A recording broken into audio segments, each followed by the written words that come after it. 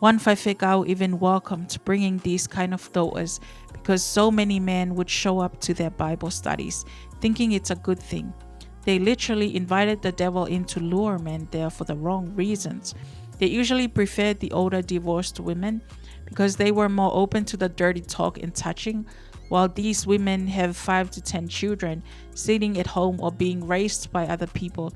One video was of the anniversary of one of the kalapus, and they had the doa get up and blow the candles of the cake. As she got up, you can clearly see the married men touching her as she walked past them.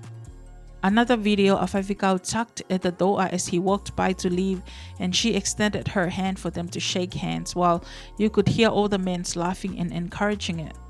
Another video, a doa was encouraging a married man to cheat with one of her other doa friends, saying it was okay because his wife has stepped out before.